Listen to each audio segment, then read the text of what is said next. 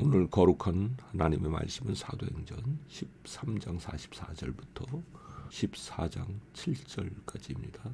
바울과 바나바가 그 다음 안식일날 하나님의 말씀을 전할 때 거의 온 도시가 다 모였죠. 44절에 보면 되게 의아하지 않나요? 오늘 어디 교회에서 집회를 한다, 누가 설교를 한다, 그 온 동네 사람이 다 모인다. 상상하기 어렵잖아요. 그렇죠. 그런데 그 당시 사람들이 느꼈던 이 바울의 메시지, 이거는 다른 떠돌이 철학자들, 소피스트들이 이야기하는 것하고 너무 달랐어요. 왜 그러냐? 바울은 실제 일어났던 사건 이야기를 했던 거거든요. 수년 전에 유대 땅에서 십자가에 처형당한 한 젊은이 이야기를 했던 거예요. 그런데 그가 살아났다. 그리고 그가 살아난 것은 무슨 의미냐? 하늘과 땅의 왕이 된 것이다. 이거는요, 이게 그냥 막연한 신화 이야기, 철학적인 개념 이야기가 아니거든요. 그게 그들의 실생활에, 그들의 삶에 굉장한 영향을 주는 것을 그들은 본능적으로 느꼈던 것 같아요. 왜 그러냐?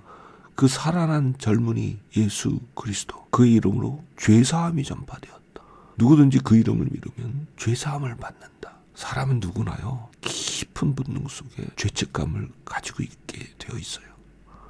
사람들은 살면서 그 죄책감을 지워버리죠. 지워버리려고 애를 써요. 다양한 형태로. 그러나 그 속에 새겨져 있는 죄책감, 거기서 자유로울 방법이 없거든요. 그런데 예수 그리스도 그를 믿으면 이 죄로부터 사함을 받는다. 그런 메시지니까 매우 실제적인 그런 이야기였던 거죠. 그러니까 이렇게 사람들이 몰려들었던 거고요. 그런데 유대인들은 자기들이 생각할 때 십자가에 못 박힌 이 예수는 하나님께 저주받은 자다. 자기들의 율법에 따라서. 그러니까 강경하게 거부하고 그 복음을 전하는 바울과 바나바를 어떻게든지 몰아내려 하고 핍박하려 하죠. 그때 바울이 이제 우리 본격적으로 이방인들에게 간다 하면서 이사야서 말씀을 인용을 하는데요. 47절에 보면 흥미로운 게 이 말씀을 인용할 때 주께서 우리에게 명령하셨다, 이렇게 이야기하고 있어요. 원래 이 말씀은 이사야서 42장 6절 그리고 49장 6절 두 군데 나오는 말씀을 같이 인용한 건데요. 이런 복합 인용이 많죠. 사실 이 구절들은요, 이사야에 나오는 하나님의 종에게 주신 말씀이거든요. 근데 그 말씀을 자기들에게 명령하신 말씀으로 그렇게 바울이 이야기를 해요. 그건 왜 그러냐? 우리가 그리스도의 사람이 되었으니까 그리스도께 주신 말씀은 우리에게 주신 말씀이 되는 것이거든요. 바울이 이 말씀을 인용하면서 이제 본격적인 이방인 전도에 뛰어드는 거죠. 그러나 이제 거기서 핍박을 받고 쫓겨나서 이고니움으로 가죠. 그리고 거기서도 역시 하나님의 말씀을 전할 때 많은 사람들이 주님을 믿게 되어 그곳에 상당 시간을 머물렀던 것 같아요. 14장 3절에 보면 담대하게 주의 말씀을 전했고요. 놀라운 것은 주님께서 함께 증거하셨다. 그 은혜의 말씀을. 그렇게 이야기하죠. 14장 3절에.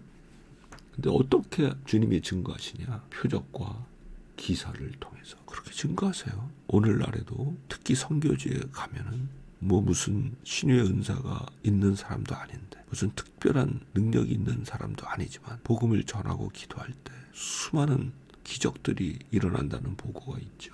그런데 그거는 선교지뿐만이 아니에요. 사실은 오늘날에도 믿음으로 거룩한 복음을 선포하고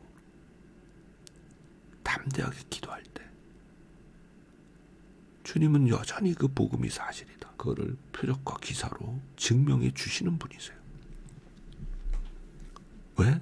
우리가 그리스도의 몸의 지체가 되었기 때문이고, 그리스도의 몸의 지체로 우리가 증거하는 복음이 사실임을 하나님께서 늘 직접 이렇게 함께 증언해 주시기 때문이죠. 우리가 여러 차례 읽었지만 히브리서 2장 4절이나 아니면 고린도전서 2장 3절 4절 아니면 고린도후서 12장 11절 모두 같은 이야기를 하고 있어요. 이런 인용을 하려면 끝이 없이 할 수 있을 정도로 하나님의 복음이 증거되는 곳에는 기사와 이적이 나타난다. 그렇게 하나님의 말씀은 명료하게 우리에게 알려주죠. 그런 것을 통해서 하나님의 복음이 힘있게 전파되었던 것이고요.